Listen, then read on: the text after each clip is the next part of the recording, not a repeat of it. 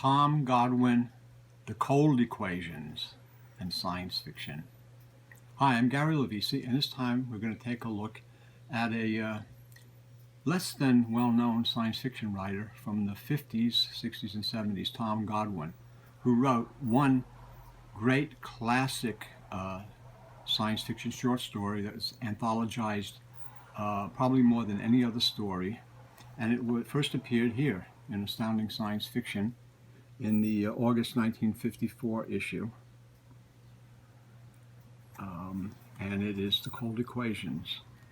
And let me get my glasses so I can see and show you. It is on page 62. It is not the, it is the lead novel, lead short story. Not much of a introductory page. Cold Equations by Tom Godwin, but it was in Astounding Science Fiction.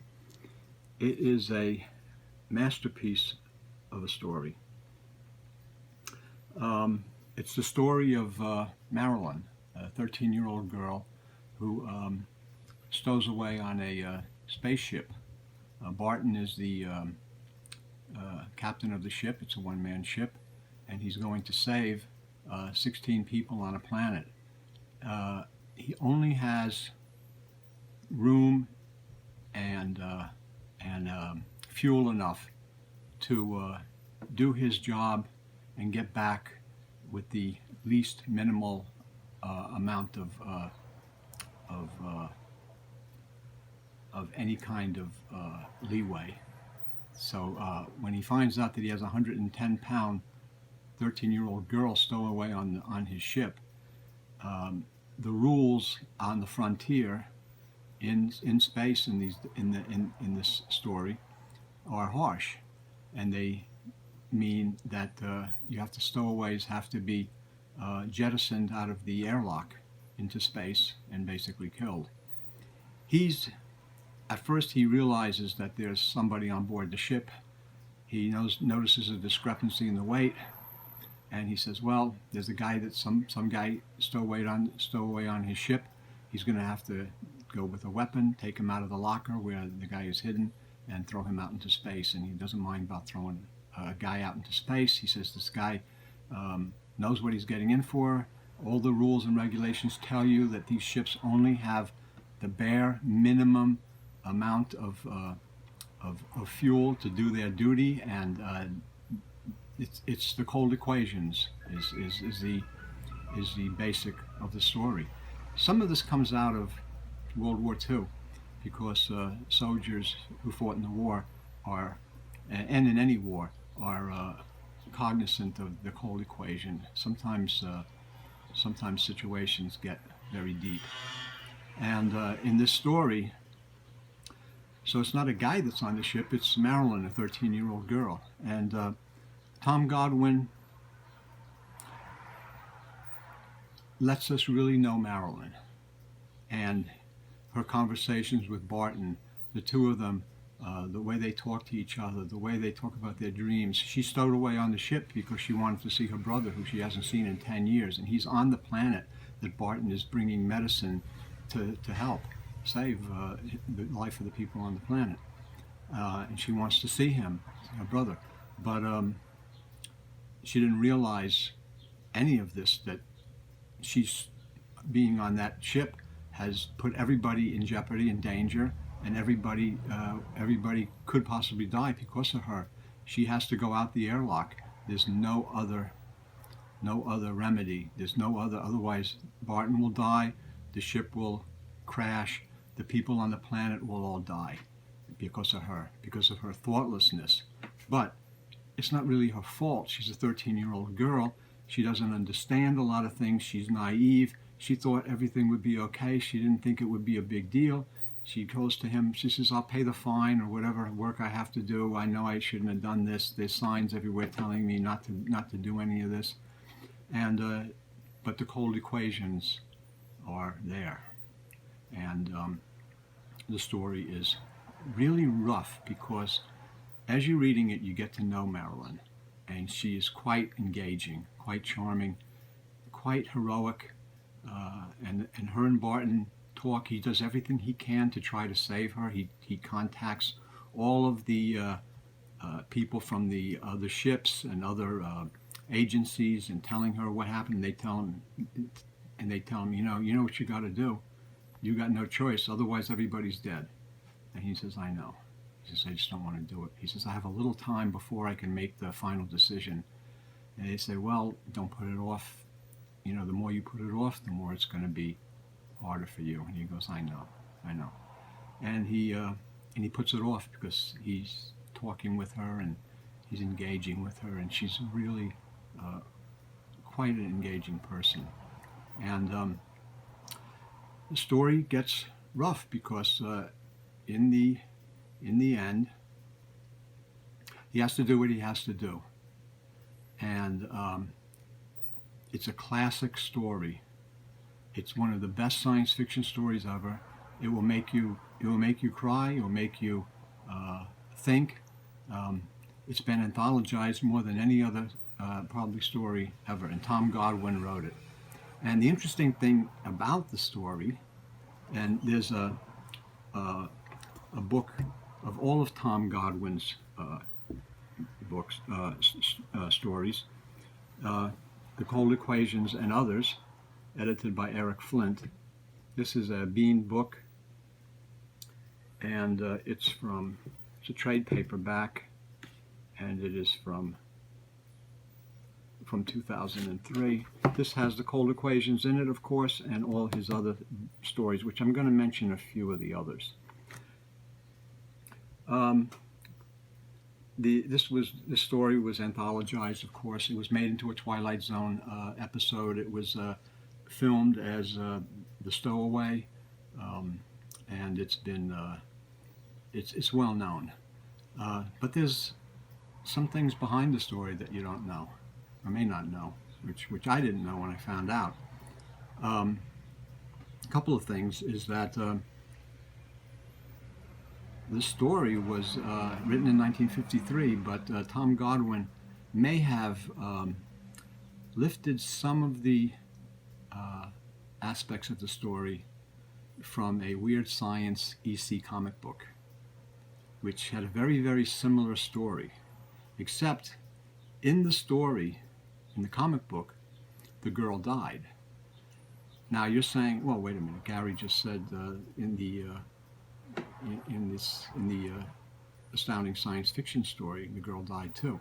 But there's more behind it, because he may have lifted the idea from the Weird Science comic book, but he changed the story when he wrote it so that the girl lived. And he sent it to John W. Campbell, the editor of Astounding Science Fiction, who loved the writing, who loved the story, but he didn't like the ending. He says, the ending of the story is it's wrong.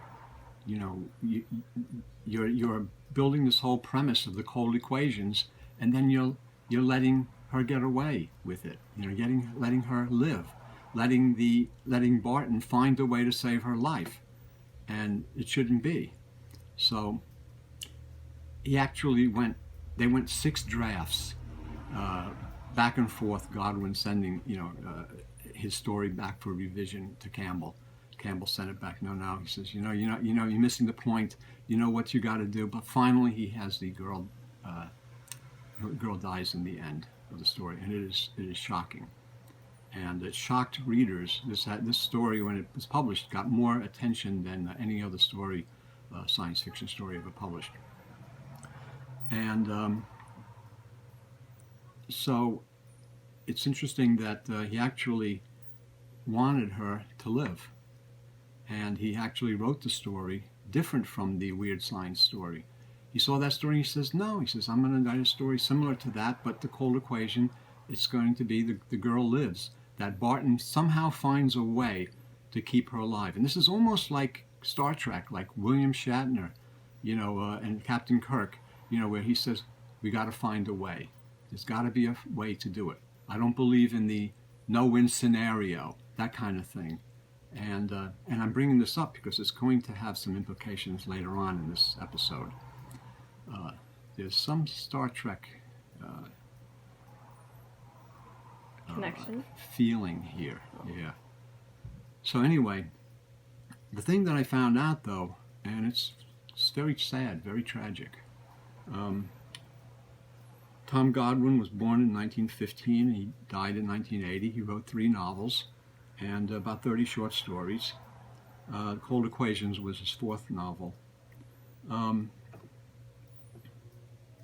He had a rough childhood, and the tough thing is that when he was a 5-year-old boy, he shot and killed accidentally his sister, his younger sister.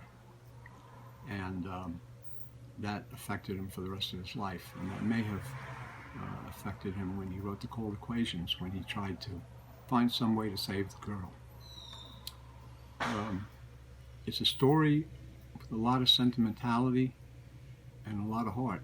And when you know his real life, what he went through, his mother died shortly after, and his father raised him, but his father really, he didn't get along with his father, and obviously because of the situation that happened with the family being destroyed like that.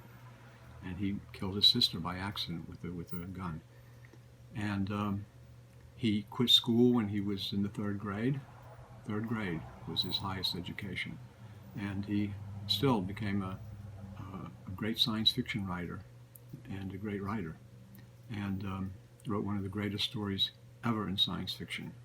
But he had a rough childhood, a rough life, and his stories are kind of rough. They take in that toughness, that kind of hard-boiled mentality. And I don't know, he never wrote any crime novels or crime stories as far as I know, but he probably could have written some really good ones.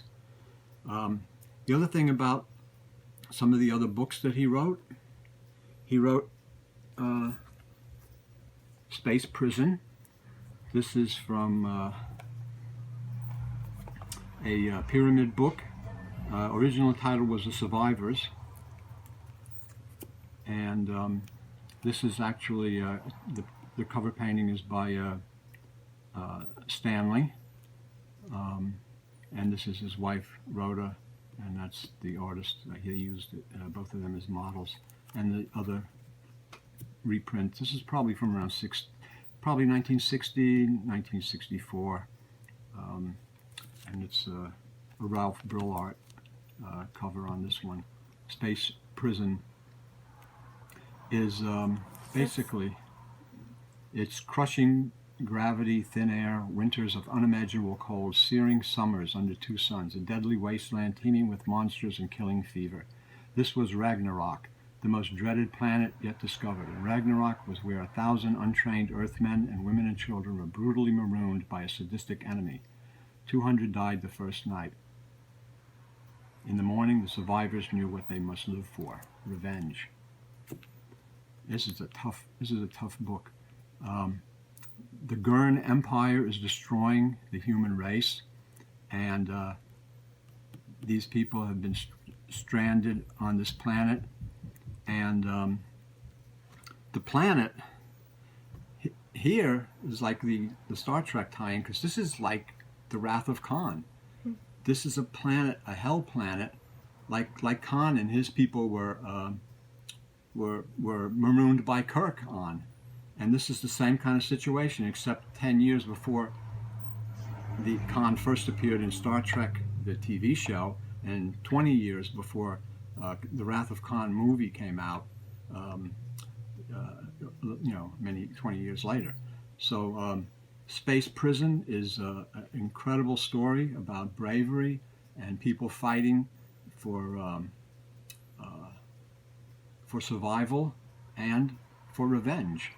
And then what happens is they eventually win out, and the sequel in the story is the Space Barbarians. And this is a John Schoenherr cover. And the Space Barbarians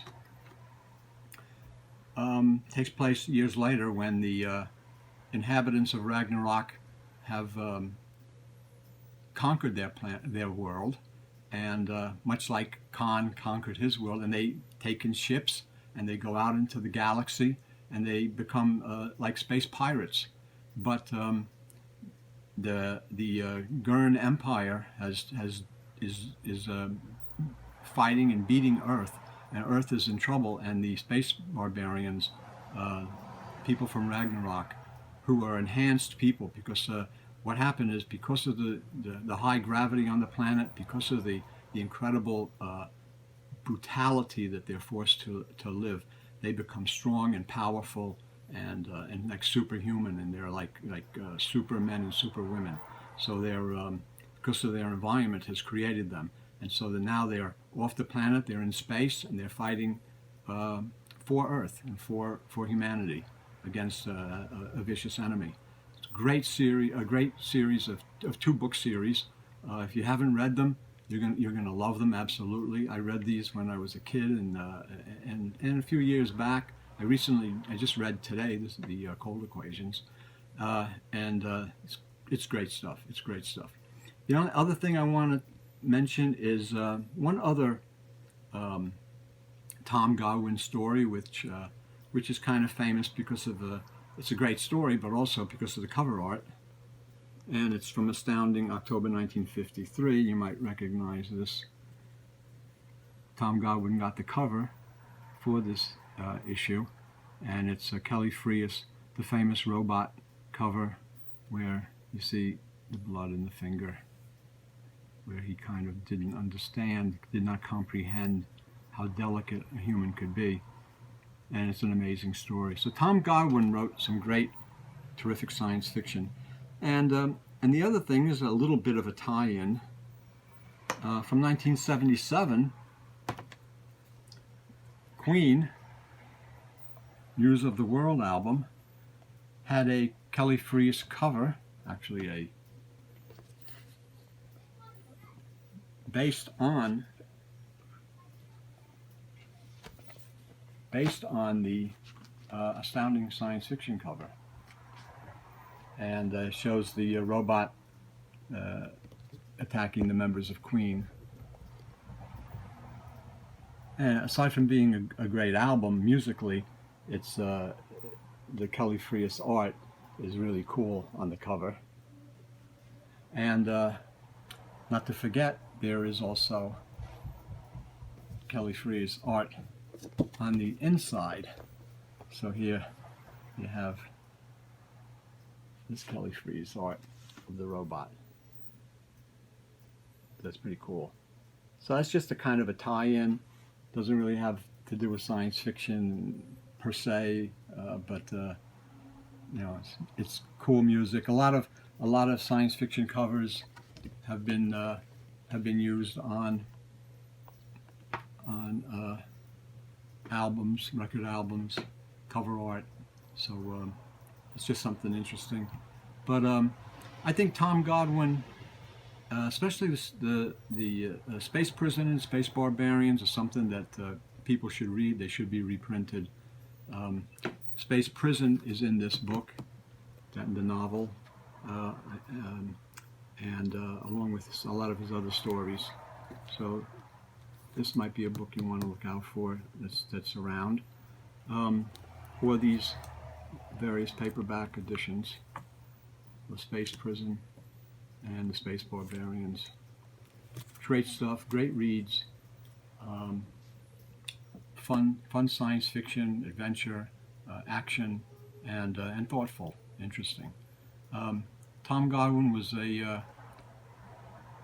one of those science fiction writers that's kind of never really been acknowledged as much as he should be. The Cold Equations is a terrific story that's reaped a lot of attention, but Godwin probably not.